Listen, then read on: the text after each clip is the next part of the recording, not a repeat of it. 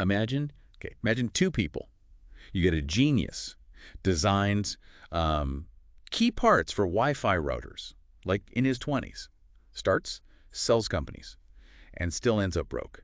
Right. And then you have a janitor, just quietly amassing a fortune, over $8 million. That's a big difference. Huge. So what separates these two, it's not just about smarts or even luck. Today we are diving into The Psychology of Money by Morgan Housel. Oh, great book. It really is. It's Yeah. all about how our behaviors and emotions, right? Those can really impact our financial success. Yeah, so many people think it's all about just being smart. But Housel uses those stories, right, the genius and the janitor, to show like how much our behavior really matters. It's driven by our emotions. Yes, exactly. And our experiences. So that tech genius, brilliant guy, clearly, but couldn't control his spending. $5,000 lamps. Ouch. Right. Yeah. And then you have Ronald Reed, the janitor. He saved diligently, invested in blue chip stocks for decades, drove used Toyota Yaris. You would never know he was a multimillionaire. It really makes you think, right, about all those assumptions we make about wealth. Totally. Yeah. But was Red just lucky? Mm. Or were there things he did, like specific behaviors that we can learn from? Luck was definitely a factor, for sure. But Reed's story really shows the power of consistency and patience. It's like slow and steady wins the race, right? Exactly, especially with investing. And, you know, Housel even points out that someone like Bill Gates, brilliant, right? Even he underestimated how much storage we'd need in the future. Like he missed out on the power of compounding, even though he's so smart. Right. Compounding, you hear about it a lot. But when Housel gave examples like the growth of hard drive storage, it really clicked for me. What was that example again? So from the 1950s to 1990, okay, we gained something like 296 megabytes of storage, which is like, what, 2 photos on our phones today? Basically nothing. Nothing. But then, get this, from 1990 to now, over 100 million megabytes. It's crazy. You can't even imagine it. Really highlights how those small gains can snowball over time. If you're patient, I mean. Which, you know, most of us, we struggle with that. We want it all now, Yeah, right? yeah. It's like instant gratification everywhere. Exactly. But compounding, it needs that long-term view. So we've got behavior being crucial, but then Housel talks about how our personal histories, they shape how we see money.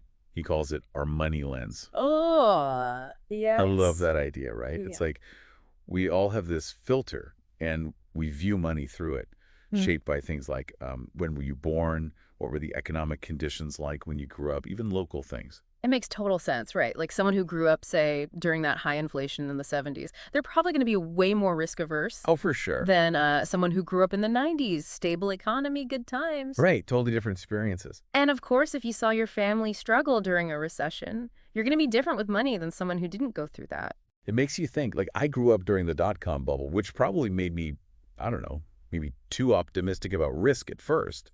So how do we fix our lens if we realize it's off? That's where being self-aware comes in, right? Thinking about your money lens. Do you avoid risk? Why? Maybe you lived through a market crash. Once you're aware of that, then you can make choices that are more objective, not miss out on things just because of your past. Makes sense. It's like those experiences, they stick with us even subconsciously. Okay, so we had these personal lenses shaping our views, but then there's this whole other layer. Humans always wanting more, the never-ending game of enough. Yeah, he talks about that a lot, right? It's powerful. He does. He has this story about John Bogle, the founder of Vanguard. Really struck by something author Joseph Heller said about wealth. I think I remember this one vaguely. Someone told Heller, this billionaire, right, he made more in a day than Heller made from his famous book and his whole history. Wow. And Heller just said, yeah, but I have something he'll never have. Enough. Simple, but yeah, it really says a lot. It's not about never wanting more, right? It's Yeah. about like figuring out what is your enough. Is it financial security, early retirement, a specific lifestyle? Once you know that, you have a goal to work towards, not an endless chase. I like that. A goal versus a chase. Right.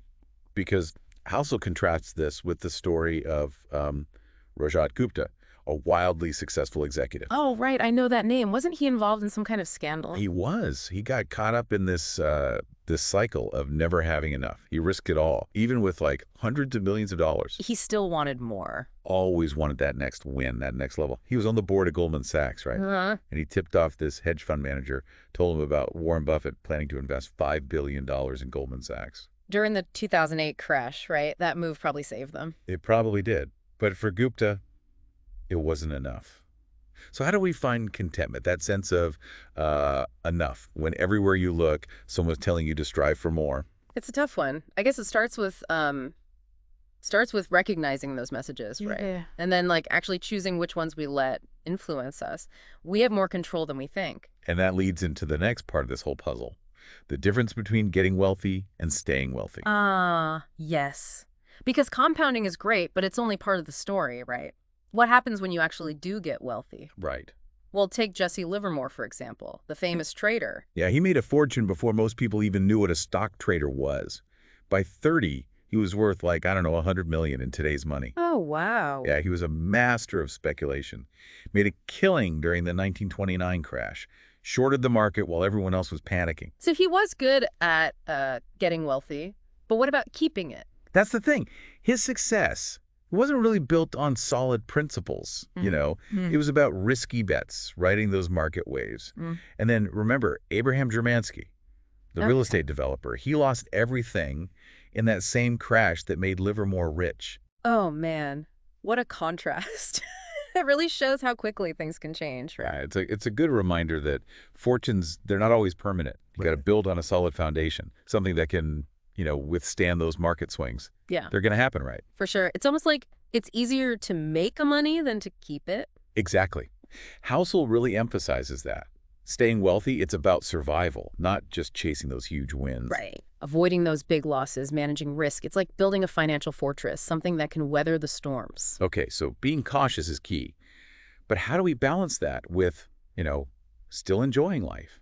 Yeah. And taking some risks, calculated ones at least. That's the art of it all, isn't it? It is. Finding that balance. Housel, he uses a great analogy, quotes Andy Grove, former CEO of Intel.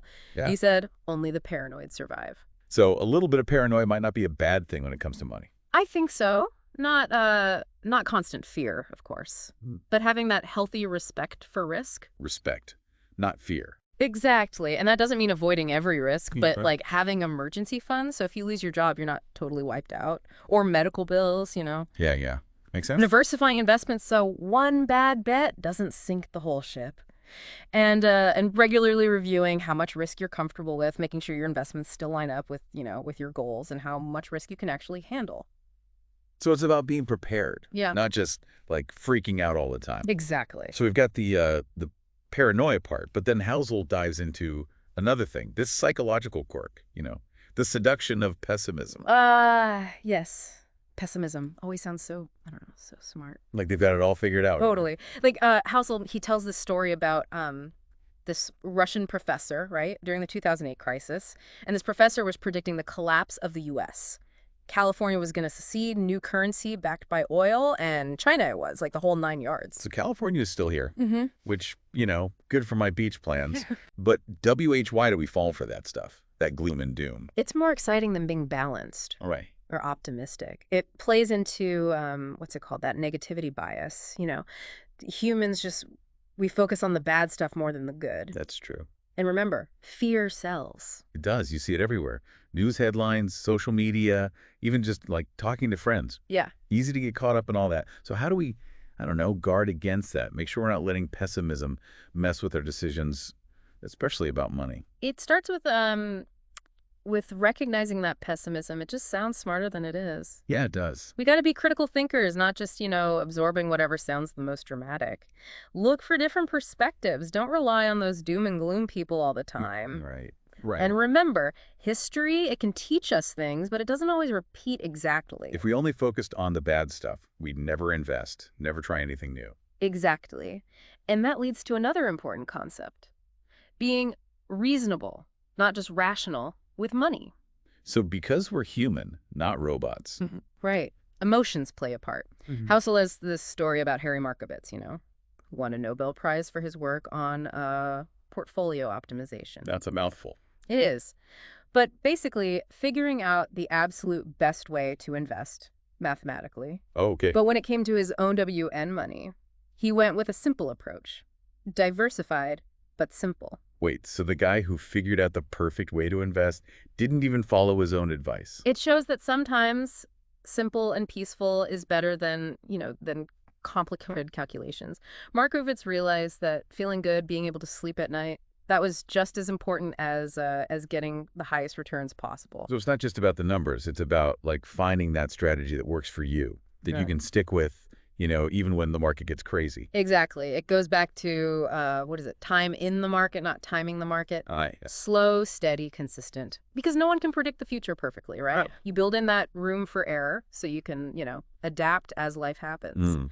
It's like having a safety net, knowing that if things go wrong, you're not going to completely fall apart. Yes, exactly. And that peace of mind. Being able to stay in the game even when things are rough, that's really valuable. Okay, so we've covered a lot.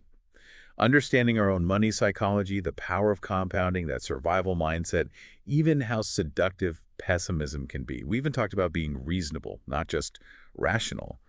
What else does Housel have for us in this deep dive into the psychology of money? Well, he talks about narratives too, the stories we tell ourselves and the stories we're told about money. Right, because those stories can really affect our decisions. Absolutely. Like the 2008 crisis, it was partly fueled by this narrative that housing prices would never go down. And that made people take on way more risk than they could handle. It's crazy how powerful those stories can be. Basil, he wants us to examine our own money narratives, like Mhm. the beliefs we have about wealth, success, risk. Where did those beliefs come from? Are they good for us or are they holding us back? It's like taking a step back and looking at the rules we've been playing by, right? Maybe it's time to rewrite the script. Exactly, to create a financial journey that's more empowering, more fulfilling. Okay, so we've got the seductive nature of pessimism, how those narratives shape our decisions. Now, I'm curious about this thing he calls confessions. What's that all about? Basically, it's Housel sharing his own money philosophy, the things that have guided his own financial journey, what works for him. Oh, interesting. So it's like a sneak peek, Hmm. seeing how he actually uses these ideas. Yeah, exactly. And it reminds us that there's no one right way to do this. What works for one person might not work for another. You got to find what resonates with you, what fits your values and your circumstances. It is. So what are some of the those nuggets of wisdom that he shares in his confessions? One that really stuck with me is finding contentment with your current lifestyle. It's so Mhm. easy to get caught in that whole keeping up with the Joneses thing, wanting to always upgrade, have more stuff. Yeah, for sure. But Housel and his wife, they still live on the same budget they had in their 20s, even though they make way more now. Wow, that's pretty impressive. So it's more about setting a lifestyle and sticking to it, not letting your spending just like blow up as you make more money. That's it. It comes back to that enough thing we talked about. Yeah. He also talks about owning your home outright. He even admits that, Hmm? financially speaking, it might not be the absolute best move, Right. but for him, the feeling of being debt-free, that outweighs any potential gains he might miss out on. Again, it's that balance, right? The rational versus the reasonable. What looks good on paper versus like what actually feels good in your life. Yes, and it reinforces that, personal finance, it really is personal. No right answer for everyone. He also talks about diversifying, not just with different types of investments, but also different time horizons. Okay, I'm not sure I follow. So, having some investments that'll pay off soon, some in the long term, and some in between. So he's not betting everything on one outcome or one market cycle. Spreading the risk, basically. Right. And that ties back into having room for error, right? We can't predict the future, so having that diversified portfolio helps you deal with the unexpected. Smart. He also says to focus on what you can control. Don't stress about the stuff you can't. Makes sense. Like Yeah. we've got enough to worry about, right? No need to add market volatility to the mix. Exactly. You control your saving, your spending, how you invest. Everything else is just noise. Okay, so he's given us a lot to chew on. It's almost like he wants us to come up with our own WN money philosophy, right? Our own set of rules. I think so, yeah. He's saying move beyond those generic tips. Figure out what matters to you, what fits with your goals, your values. And then he has that whole section about how the American consumer got to where they are today. It's almost like a behind-the-scenes look at how our financial system works. Right. He takes us on a bit of a history tour, starting with the end of World War II, all that economic growth, and the new focus on spending, buying stuff. Suburbs, cars, credit cards, big changes. Yeah, it was a totally different time, and all of that shaped how we think about money now. But he also points out that the boom, it wasn't good for everyone. The gap between rich and poor, it got bigger, which led to some of the inequality we see today. Right. Economic progress, it's not always a straight line up.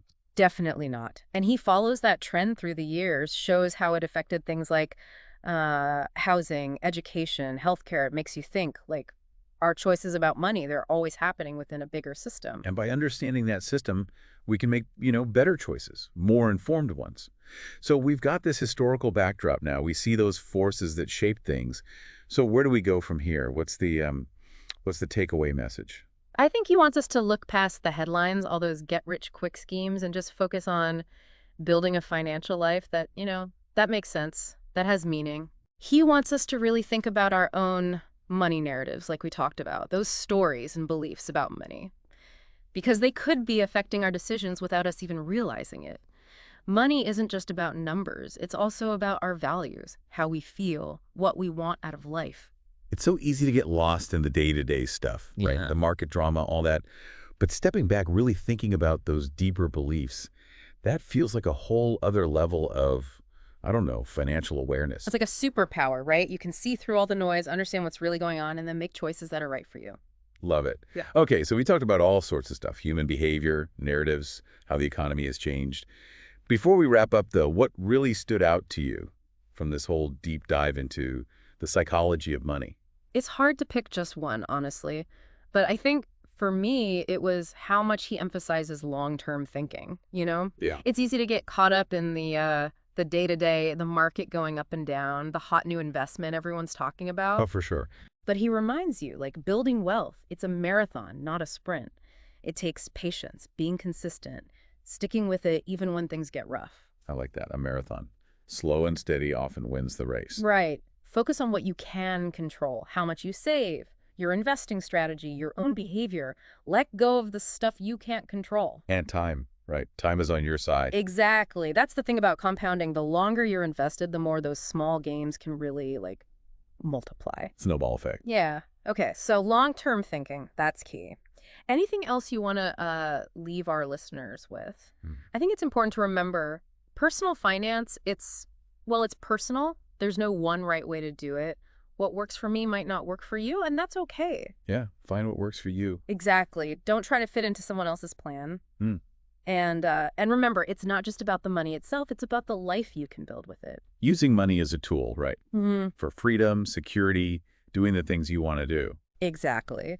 And speaking of freedom, that's one of the big things I took away from his book. He talks about how real wealth is about controlling your time, Oh, I think. being able to do what you want, when you want, with who you want. That's a pretty good definition of success. It really is. It's not just about how much money you have, right? It's about having choices. Freedom to live a life that's meaningful. Love it. Okay, so we've covered long-term thinking, how personal finance is, well, personal, and the importance of freedom. Anything else before we wrap up this deep dive? One last thought. Housel doesn't say it directly, but you get this feeling from his book, like, be kind to yourself. Yeah, I get that. Money stuff can be stressful. People make mistakes. Life throws you curveballs, right? So be patient. Forgive yourself. It's a journey, not a destination. That's such a good point. We're all learning as we go. Exactly. Well, on that note, I think it's time to wrap up this deep dive into the psychology of money. Thanks for joining us as we explored, all the ways our minds and money work together. It's fascinating stuff. It's been great. And to everyone listening, remember this journey. It's lifelong. Keep learning, keep growing, and keep exploring that incredible power you have, your own money psychology.